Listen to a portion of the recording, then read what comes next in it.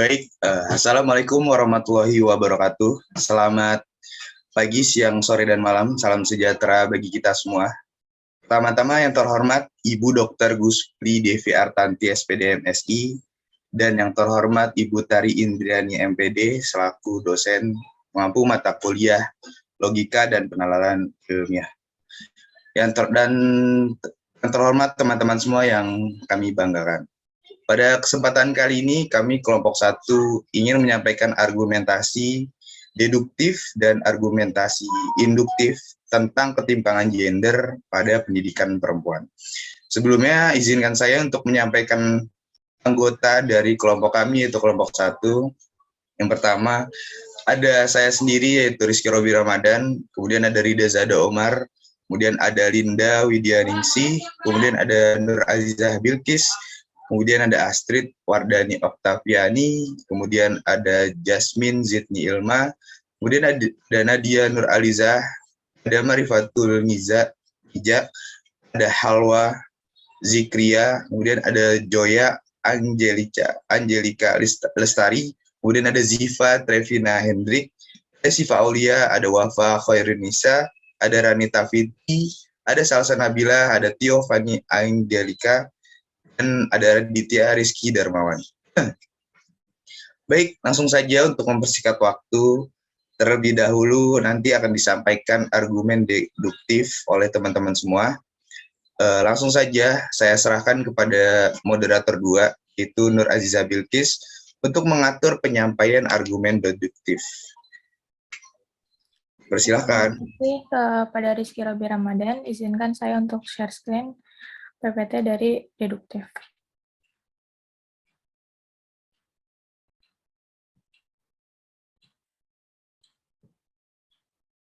Untuk teman-teman, saya persilahkan untuk memaparkan hasil tanggapan deduktif pendidikan wanita.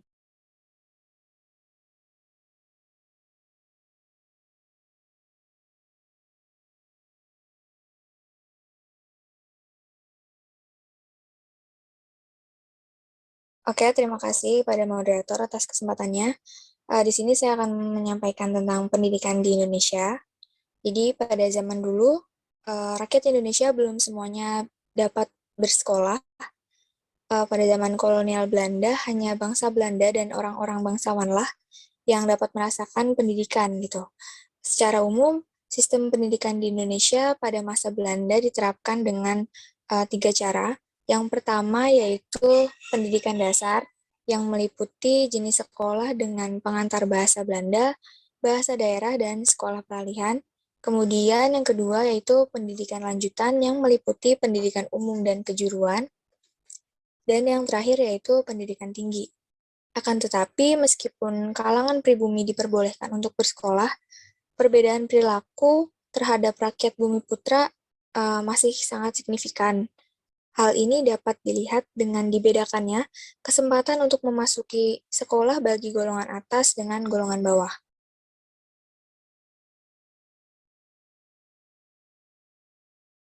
Izin melanjutkan pendapat dari Astrid. Kan zaman dulu udah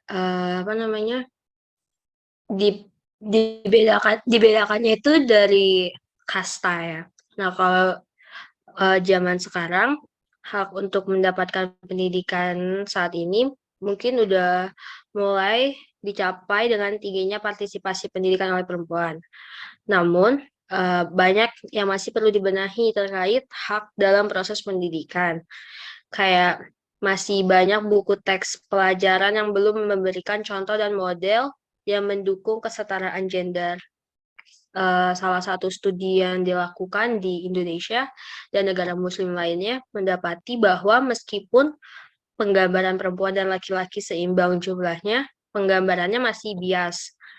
Misalnya di dalam buku teks, tokoh perempuan lebih sering digambarkan dan diletakkan dalam konteks kerja-kerja domestik, sedangkan tokoh laki-laki dalam konteks kerja-kerja profesional. Selanjutnya, stereotip gender terkait profesi laki-laki dan profesi perempuan di dalam buku teks memunculkan bias gender dan norma mengenai pemilihan profesi. Perempuan yang memilih profesi maskulin, misalnya bisa mendapatkan sanksi sosial dan penolakan dari lingkungannya, sehingga bisa kesetaraan gender pada saat ini di dalam pendidikan di Indonesia itu masih kelihatan jelas. Kalau menurut saya dan dari pendapat saya seperti itu. Bisa di next ke materi berikutnya. Terima kasih.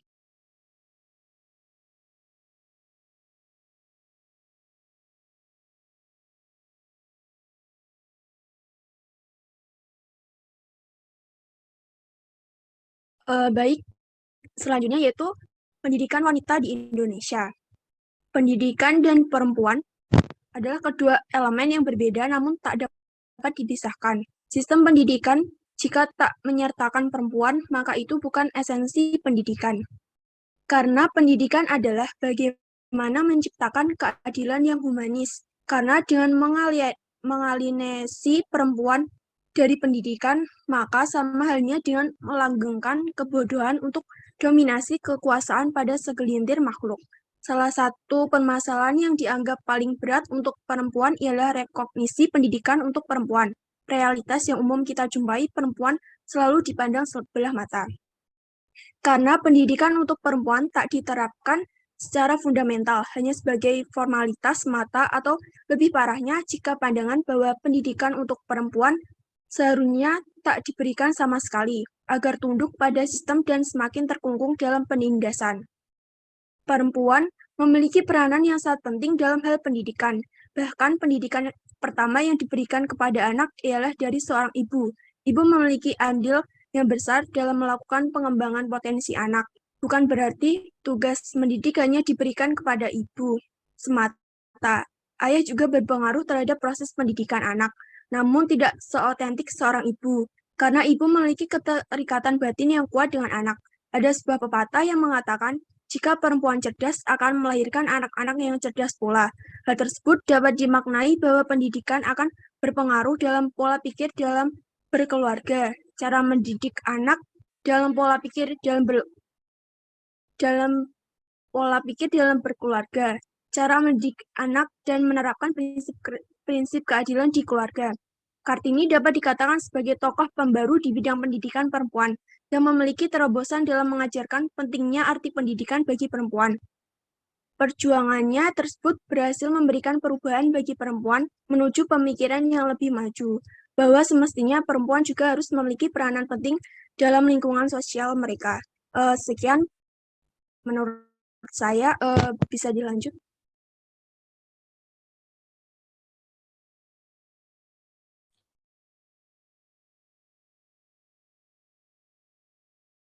Ya, selanjutnya izin menyampaikan argumen tentang peran wanita atau perempuan.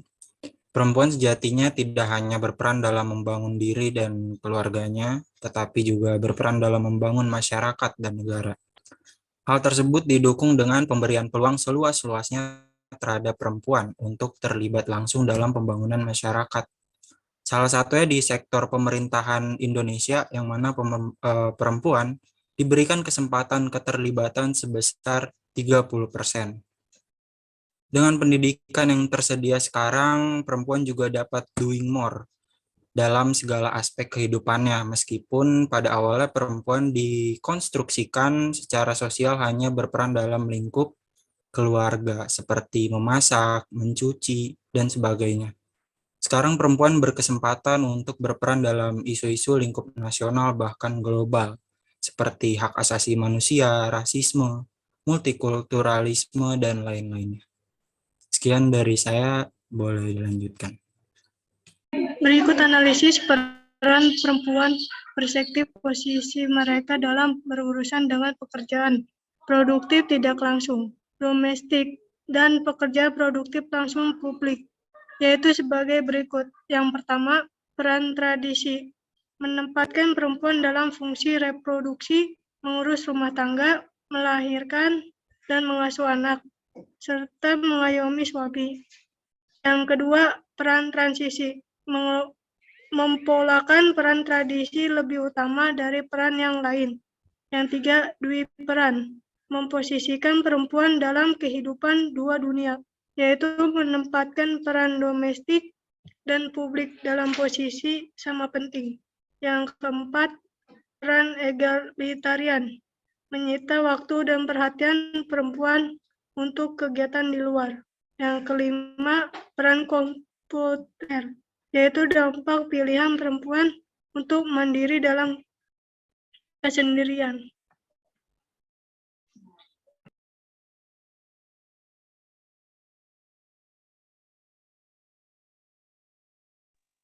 Semua manusia, lelaki dan perempuan, memiliki hak dan kewajiban yang sama dalam hal pendidikan. Sejalan dengan pandangan tersebut, Dirjen Kemendikbudristek, Prof. Nizam mengatakan, jika tingkat pendidikan perempuan di Indonesia jauh di atas rata-rata Asia dan dunia, yang gambarannya bisa dilihat di perguruan tinggi, bahwa jumlah mahasiswa di Indonesia sebanyak 56% dari mahasiswa. Sekian dari saya. Baik, saya lanjut terkait kesetaraan gender ini. Walaupun tadi disebutkan bahwa di Indonesia itu sebenarnya pendidikannya perempuan itu udah di atas rata-rata Asia di dunia ya, yang mahasiswinya itu sebanyak 56% gitu. Nah, tapi justru dalam laporan World Bank tahun 2020 mengenai kesetaraan gender di Indonesia, itu menyebutkan bahwa adanya paradoks meskipun perempuan di Indonesia ini udah punya akses terhadap pendidikan atau bisa dikatakan tingkat partisipasi pendidikannya itu udah tinggi. Nah, hal itu nggak cuma berlanjut dengan tingginya partisipasi perempuan dalam kegiatan ekonomi, yang mana di sini artinya berarti meskipun partisipasi gender dalam pendidikan itu tinggi, kesetaraan gender belum dicapai sepenuhnya. Hal ini berkaitan erat dengan norma dan juga praktik yang berlaku di masyarakat mengenai peran laki-laki dan perempuan, sehingga mempengaruhi kesempatan perempuan terkait pendidikan, profesi, dan juga akses terhadap infrastruktur. Seperti itu, terima kasih.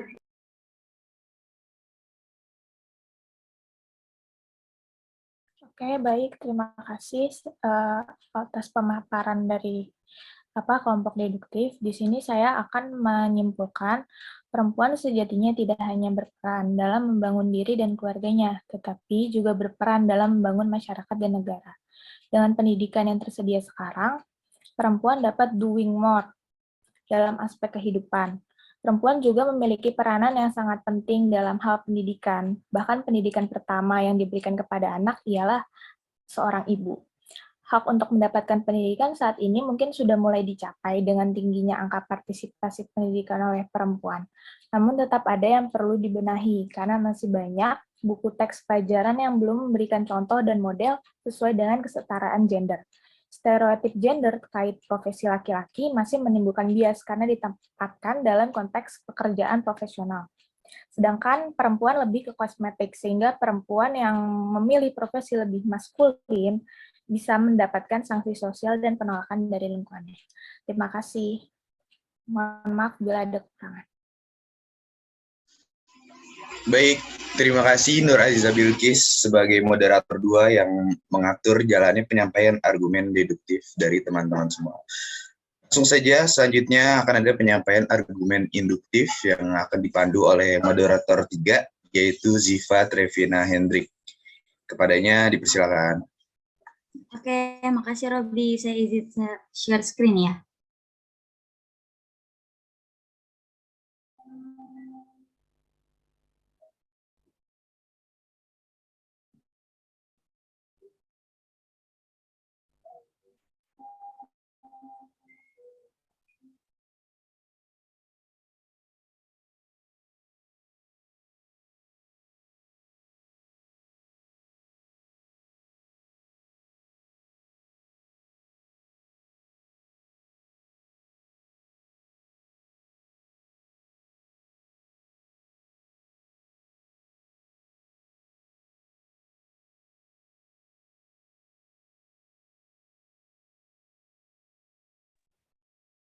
Baik, poin yang pertama yaitu manfaat pendidikan bagi wanita.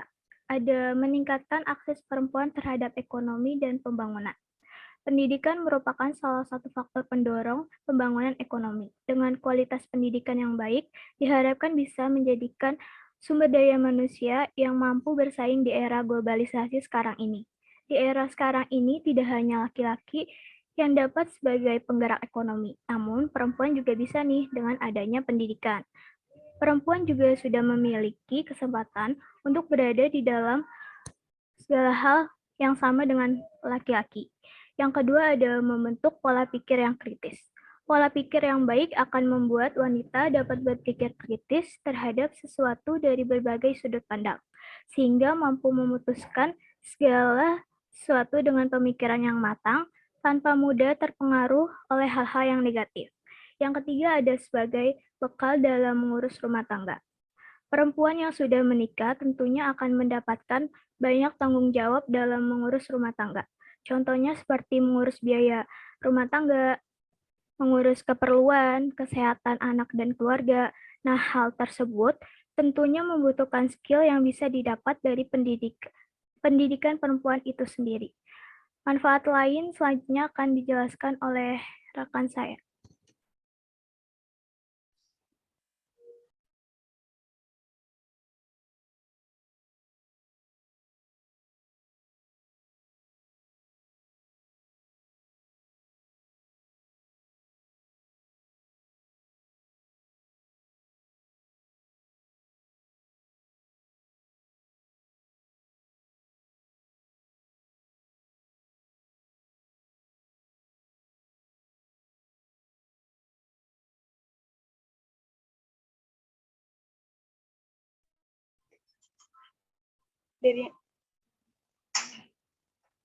Baik, yang selanjutnya yaitu ada sebagai bekal perempuan untuk mendidik anak-anaknya. Kodrat perempuan itu sebagai ibu merupakan sekolah pertama bagi anak-anaknya dalam mendidik dan menanamkan akhlak yang baik. Dengan pendidikan seorang ibu, maka anaknya akan terjamin bahwa ia terdidik dengan lebih baik. Lalu yang selanjutnya dapat mengikuti zaman dan teknologi. Bisa kita lihat bahwa zaman sekarang ini anak-anak pun sudah dapat menggunakan teknologi. Kita sebagai calon ibu pun harus bisa melek teknologi agar dapat mengawasi dan mengarahkan anak dalam menggunakan teknologi yang tersedia. Lalu yang selanjutnya, yang terakhir, yaitu menumbuhkan sikap mandiri dan percaya diri. Perempuan yang berpendidikan akan lebih mandiri dalam menjalani hidupnya, dan saat ia sudah berkeluarga pun ia akan memiliki rasa percaya diri karena ia dapat memiliki kemampuan dan skill yang sama dengan suaminya sehingga tidak dianggap remeh dalam masyarakat.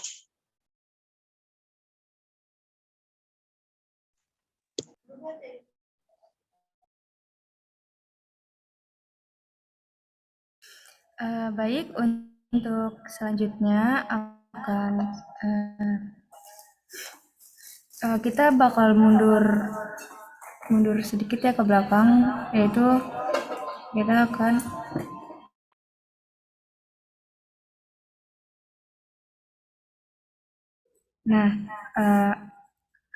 ke zaman Kartini ya, di mana pada zaman tersebut itu kaum perempuan nggak bisa atau nggak boleh disediakan dengan kaum laki-laki dalam hal apapun, khususnya dalam hal pendidikan.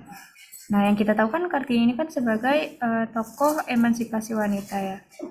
Gimana sih perjuangan beliau sampai bisa akhirnya memperjuangkan hak-hak wanita sampai saat ini. Jadi dimulai pada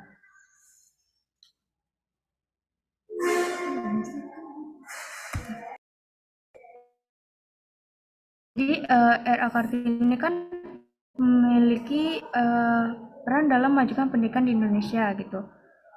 Salah satu bukti itu merupakan salah satu bukti kepeduliannya dan salah satu contoh kontribusi beliau untuk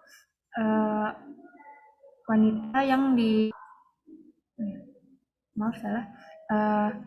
karena pada zaman tersebut perempuan tidak diperbolehkan untuk mendapatkan pendidikan dan perempuan hanya boleh menjadi ibu rumah tangga. Berawal dari masalah tersebut, pikiran R.A. Kartini, beliau yang sangat memprihatinkan tersebut dengan mendirikan sekolah khusus wanita khususnya, dan beliau juga membangun perpustakaan bagi anak-anak perempuan. Nah, tujuan pendidikan perempuan R.A. Kartini adalah menjadikan kaum perempuan sebagai perempuan yang cakap, baik serta mandiri yang sadar akan panggilan budinya, sanggup menjalankan kewajibannya dalam masyarakat, menjadi ibu yang baik, pendidik yang bijaksana, bertanggung jawab, pengatur rumah tangga yang mampu memegang dan mengatur keuangan. Karena pendidikan pertama seorang anak tadi yang telah disampaikan sebelumnya adalah seorang ibu ya. Ibu memiliki peran yang sangat penting dalam memberikan pendidikan kepada anak-anaknya. Nah, seseorang ibu yang terdidik akan memberikan pendidikan yang baik kepada anaknya. Dari situlah akan terbentuk kecerdasan seorang anak. Nah, terus ada pula faktor pendukung R.A. Kartini dalam memajukan pendidikan bagi perempuan, yaitu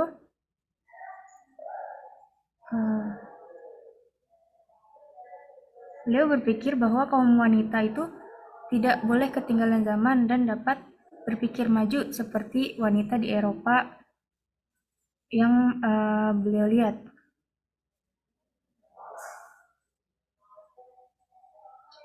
Nah, terus dari situ timbul faktor pendorong Kartini untuk mendobrak dan menjunjung tinggi martabat seorang kaum perempuan. Namun Kartini menyadari bahwa untuk membuat bangsanya maju, khususnya pada kaum wanita, maka beliau belajar dengan jalan belajar kiblatnya itu dari Eropa gitu, dari dunia barat. Nah, peradaban bangsa barat yang sangat bagus itu membuat Kartini lebih bersemangat untuk belajar demi membebaskan perempuan dari ketidaksetaraan. Itu ya, terima kasih.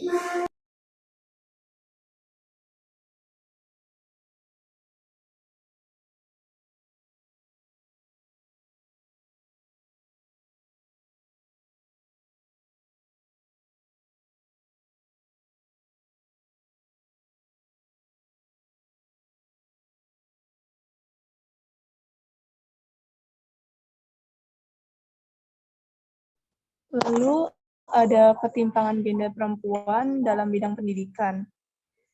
Penyebab adanya ketimpangan gender pada perempuan yaitu adalah pemikiran masyarakat yang masih patriarki.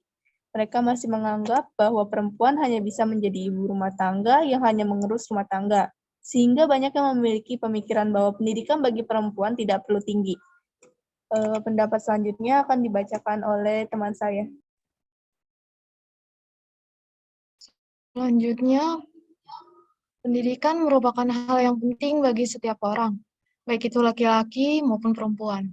Setiap laki-laki dan perempuan mempunyai hak yang sama dalam bidang pendidikan.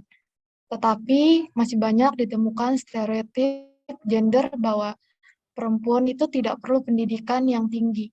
Hal tersebut membuat banyaknya perempuan itu kehilangan kepercayaan diri karena kurangnya motivasi yang didapat. Di dalam lingkungan masyarakat masih banyak sekali yang beranggapan bahwa pendidikan tinggi bagi perempuan itu hanya sia-sia saja karena nantinya perempuan akan mengurus rumah tangga. Padahal pendidikan itu sangat penting khususnya bagi perempuan. Seperti yang kita ketahui bahwa ibu adalah guru pertama bagi anaknya. Jika seorang ibu memiliki kecerdasan karena pendidikan yang tinggi, maka akan berdampak baik juga untuk anak-anaknya ke depan. Oleh sebab itu, merupakan suatu stigma yang salah mengenai perempuan yang hanya mengurus rumah tangga tanpa perlu pendidikan yang tinggi. Bisa kita lihat banyak sekali perempuan yang membawa pengaruh positif untuk lingkungannya. Seperti Menteri Keuangan kita, Sri Mulyani, dan juga Maudy Ayunda, yang senantiasa bisa memotivasi anak muda di Indonesia. Sekian yang bisa saya sampaikan.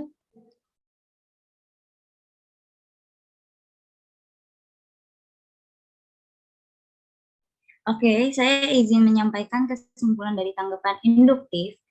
Kesimpulannya adalah, pendidikan perempuan memiliki berbagai manfaat, seperti dapat meningkatkan akses perempuan terhadap ekonomi dan pembangunan, dapat membentuk pola pikir yang kritis, sebagai bekal dalam mengurus rumah tangga, dan masih banyak yang lainnya. Kesetaraan gender merupakan salah satu hak asasi kita sebagai manusia. Hak untuk hidup secara terhormat, bebas dari rasa ketakutan, dan bebas menentukan pilihan hidup. Tidak hanya diperuntukkan untuk laki-laki, perempuan pun juga mempunyai hak yang sama. Perempuan seringkali dianggap lemah dan hanya menjadi sosok pelengkap.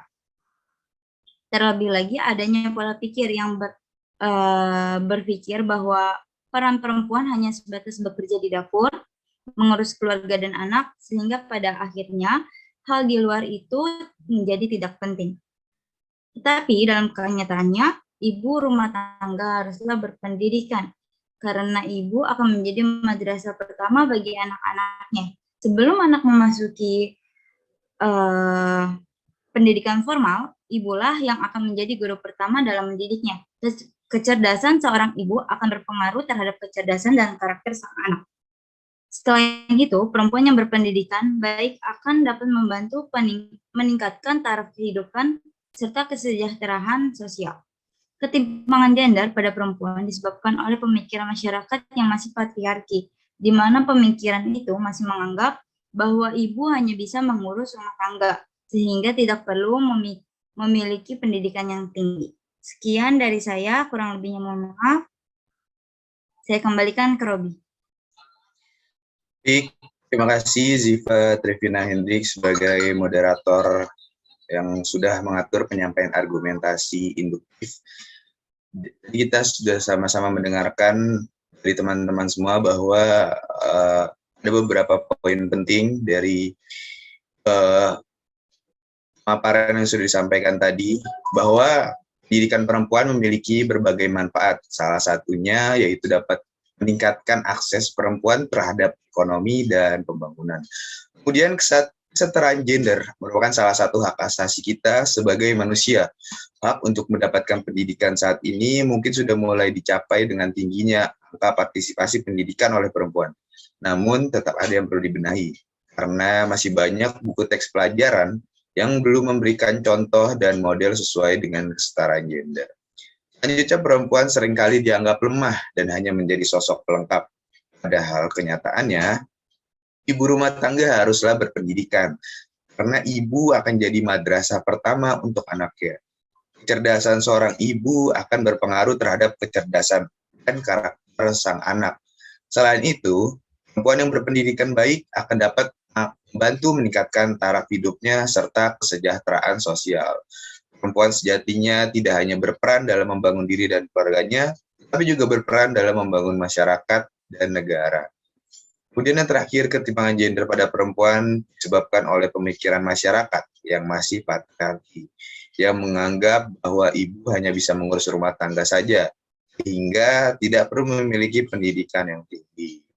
Sekian paparan argumentasi dari kelompok kami, yaitu kelompok 1. Maaf apabila terdapat kesalahan kata, kurang lebihnya mohon maaf. Wassalamualaikum warahmatullahi wabarakatuh.